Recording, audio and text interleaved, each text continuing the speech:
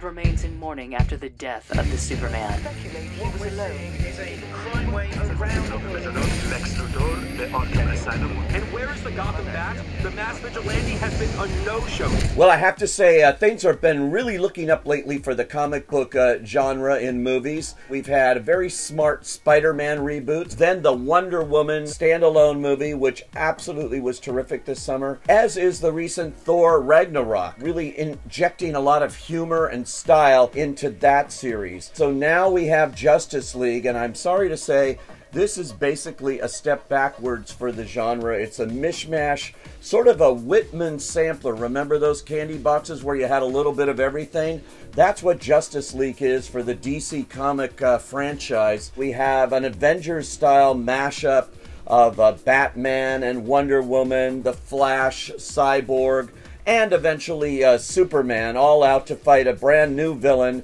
in Steppenwolf, who's voiced by Tyrion Hines here. Not a very inventive villain, I must say, but he's out to take over the world, of course, and do all kinds of terrible things to people. That's the basic plot line here, as these superheroes have to be brought together to fight this evil, even against their own personal problems that each one of them seems to have.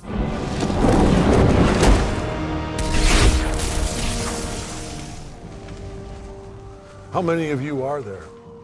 Not enough. Wonder Woman, though, is terrific here again, except that this isn't her own movie, and she's asked to do a lot of things to save it and save the world. Once again, Gal Gadot is very good in this role. You only wish this was her movie and not everybody else's. Batman seems to run things here in the form of Ben Affleck, who's also Bruce Wayne here.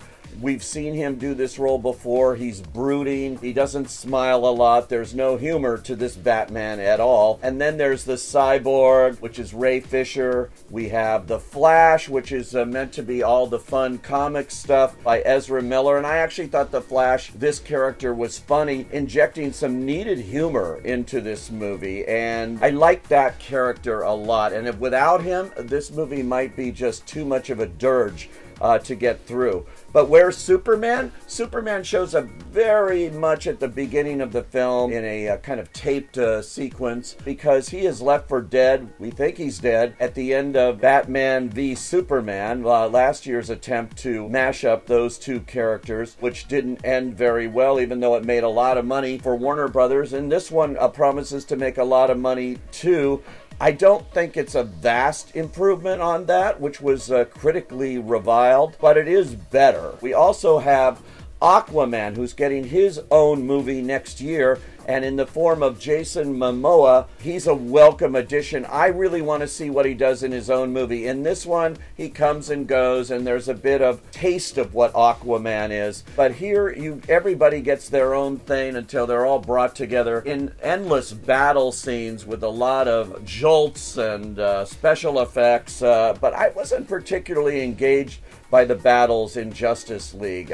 Been there, done that kind of feeling for me. I'm afraid of bugs and guns and obnoxiously tall people and murder, and I can't be here. It's really cool. You guys seem ready to do battle and stuff, but full transparency, I've never done battle. I've just pushed some people and run away.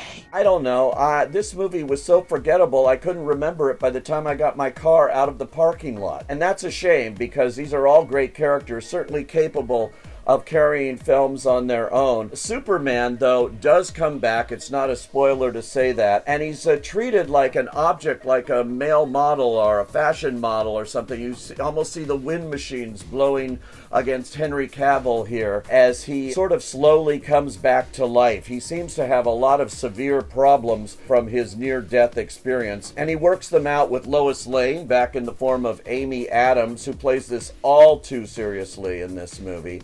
We also have Jeremy Irons along for the ride as Alfred, several other actors here and there. This movie, if you're a fan of this, I can't keep you away, and you shouldn't stay away. But as directed by Zack Snyder and written by Chris Terrio, who won an Oscar for Argo, and Josh Whedon, who I think is the one pumping any kind of attempts at humor in this, it's a far cry from what we've seen lately. It just is a comic book movie without the comic part of it, and that's what these films desperately need, as we've seen in the movies I mentioned, like Wonder Woman and Thor Ragnarok and Spider-Man's Homecoming. They get it.